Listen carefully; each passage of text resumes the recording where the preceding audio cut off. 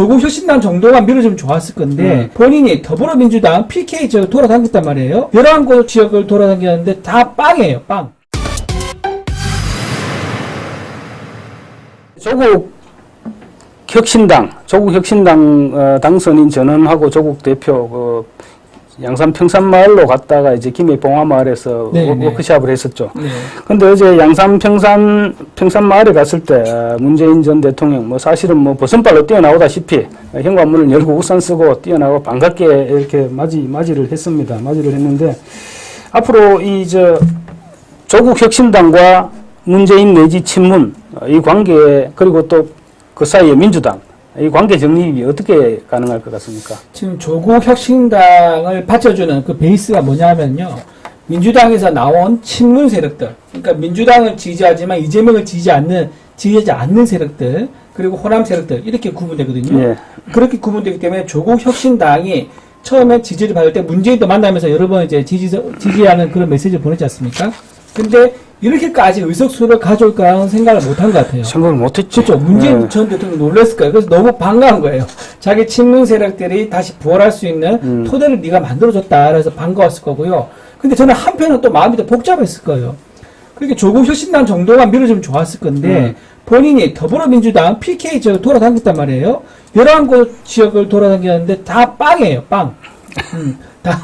다 이제 낙선을 해가지고 원래 되게 경합지구로 분류됐던 지역인데 그걸 뒤집어서 경합으로 다 쥐게 만들었단 말이에요. 그래서 문재인 전 대통령은 내가 지금 PK에서 좀 욕을 얻어먹고 있지만 아마 차원 정도에서는 이긴 것 같습니다. 차원에서 이겼죠. 이겼죠.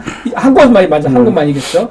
그렇지만 어쨌든 조국 혁신당은 12석을 가져왔으니까 반가긴 했다. 그래서 아마 반가운 마음에 버스발로 나가지 않았을까. 고마운 마음이 들었겠죠. 네. 사실 어제 문재인 전 대통령이 조국 혁신당에 대해서 당당한 정당으로 우뚝 섰다. 조국 당만의 성공에 그친 게 아니라 정권 심판 바람을 일으켰고 범야권 승리에 큰 기여를 했다. 자부심을 가져도 좋다. 이제부터가 중요하다. 조국 당이 집단지성으로 새로운 정당의 리더십과 문화를 보여줬듯이 한국 정치를 바꾸고 발전시킬 것으로 기대한다. 이렇게 얘기했는데 이런 부분에 대해서 민주당이 좀 미묘한 반응을 보이고 있는 것 같아요. 네. 지금 사실 개딸들은 조국 혁신당, 조국 대표에 대해서 조생충 이렇게 얘기를 했더라고요. 네. 조국 기생충. 조국 기생충. 그리고 문재인 전 대통령에 대해서 도움이 안 된다. 이제 이런 비토가 재명 있는 마을 이쪽에서 많이 난다고 하더라고요. 지금 이제 사실은 근데 문재인 대통령이 조국 혁신당을 좀 과잉평가를 한 것 같아요. 왜 그러냐면은 사실 12석이 대단한 건 하죠. 처음에 3, 4%에서 시작해서 불과 한 달 반 만에 이제 아주 높은 의석수를 만들어냈으니까. 처음에 두세 석에서 12석을 만들었으니까. 그런데 그래도 이제 과잉 평가라고 보는 이유가 뭐냐면은 지금 교섭단체 만들려면요 8석이 부족합니다. 근데 교섭단체가 되지 않고 원내에서 사실 활동하기에는 굉장히 제약이 많아요. 그러니까 상임위부터 해서 위원장도 없고 그 다음에 간사도 못 만들고 그다음에 국회 의사일정 할 때도 배제가 됩니다. 그러니까 양당이 교섭단체가 만들어 일정이 들어가야 되죠. 그러면서 좀 주도적 역할보다는 따라가는 역할을 해야 되는데 대신에 이재명보다는 선명하게 메시지이기 때문에 그 선명사 하나에 문재인 전 대통령이 많은 기대를 하고 있는 것 같아요. 내가 지금 곧 조사당 위기 있지 않습니까? 아까 말씀하신 것처럼 울산시장 선거 개입 때문에 거기에 대해서 이재명보다는 조국이 좀 더 나를 잘 지켜줄 거다라는 그런 기대감을 가지고 있는 것 때문에 조국에 대한 기대감 그렇게 드는 게 아닌가 이런 생각입니다.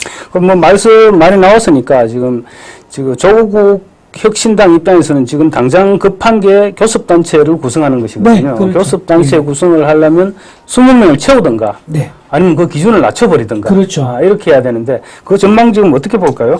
그 기준을 낮추는 게 그러면 10석으로 낮추면은 이제 교섭단체 되는 거죠. 그렇죠. 그런데 민주당이 그걸 해줄 리가 저는 없다고 봅니다. 사실은 이재명 대표가 총선 과정에서 교섭단체 문턱을 낮추겠다 이런 얘기는 했었거든요. 얘기는 분명히 했었는데 아마 이재명 대표 말 바꾸는 그 정도 말 바꾸는 거야.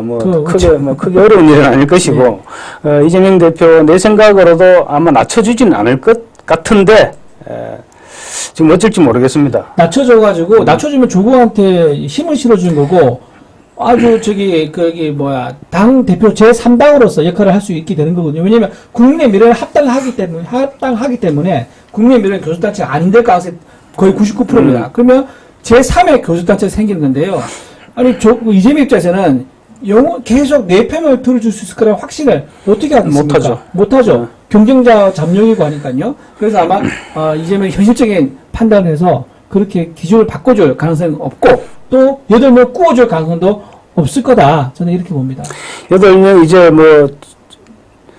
군소정당들. 네네. 군소정당들 합치면 지금 6명 정도 됩니까? 네, 6명. 6명 정도. 2명은 이제 당내에서 시민단체, 예. 그 두 사람을 줘야만 이제 8명이 구성이 될 수 있죠. 예.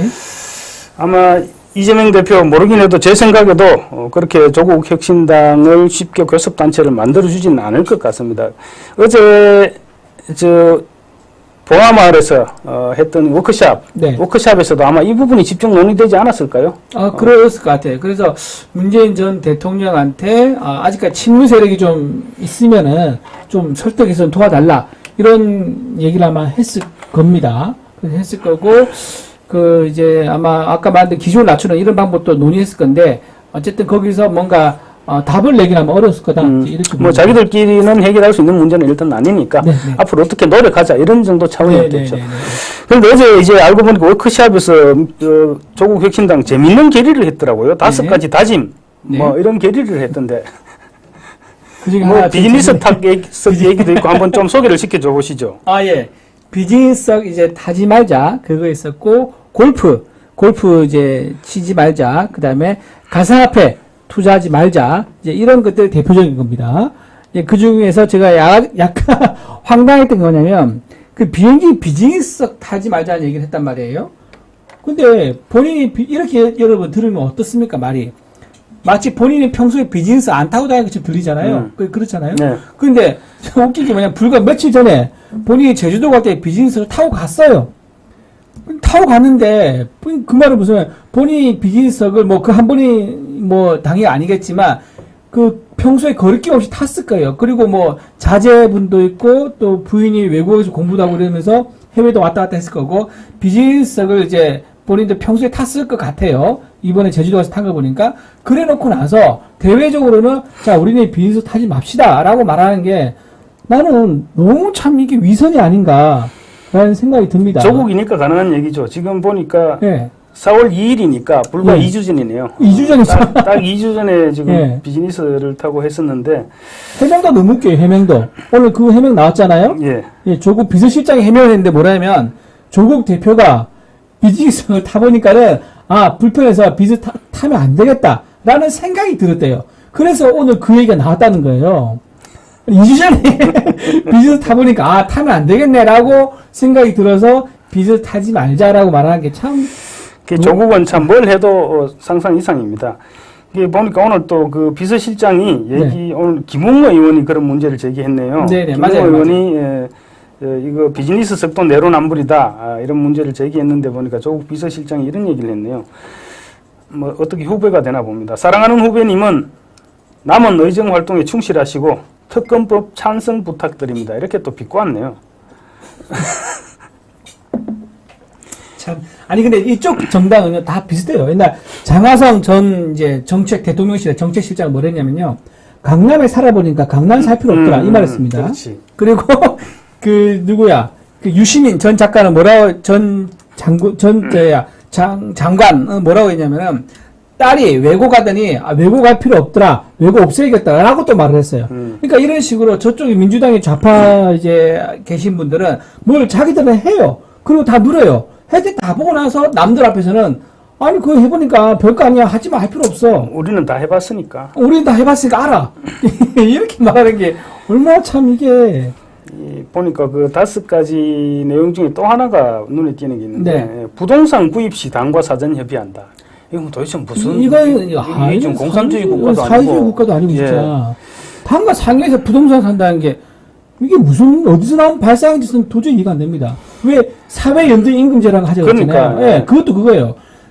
대기업 월급 많이 받는 사람 월급을 중소기업 좀 깎자 이 얘기잖아요. 말도 안 되는 얘기인데. 그렇죠. 남의 월급을 남의 노동의 가치를 어떻게 자기가 마음대로 평가를 합니까? 그러니까 지금 이런 부동산 구입 시 당과 사전 협의한다 이런 발상을 할 수 있는 거예요. 아, 그러니까 상호명. 예, 이게 정상적인 사고 방식을 가진 사람이라면 이런 발상을 할 수가 없죠. 그렇죠. 사실은 뭐 회기준 골프 금지 이런 부분들도 조국 자기가 골프를 안 치거든요. 아, 그래요? 아, 저는 안 친다고 들었습니다. 뭐 그러고 하니까 아마 이렇게 편하게 얘기하는 것 같은데 또 있네. 보좌진의 의정활동 이외의 부당 요구 금지. 뭐 이거는 뭐 그렇게. 뭐 이거는 뭐 얘기 많이 나왔죠. 이제 의회실 갑질하는 게 가끔 있거든요. 네. 그거 하지 말자. 그건 좋습니다. 네네. 그런데 이런 식으로 지금 조국 혁신당이 이제 의정 활동을 시작을 하는 것 같습니다. 시작을 하는데 앞으로 이런 아마 깜짝깜짝 놀랄 일들이 계속 터져 나오지 않을까 이런 우려부터 하게 되네요. 예, 뭐 말하다 보니까 벌써 1분밖에 안 남았는데요. 이 우려가 지금 너무 우려들이 너무 많아가지고 할 얘기 많습니다.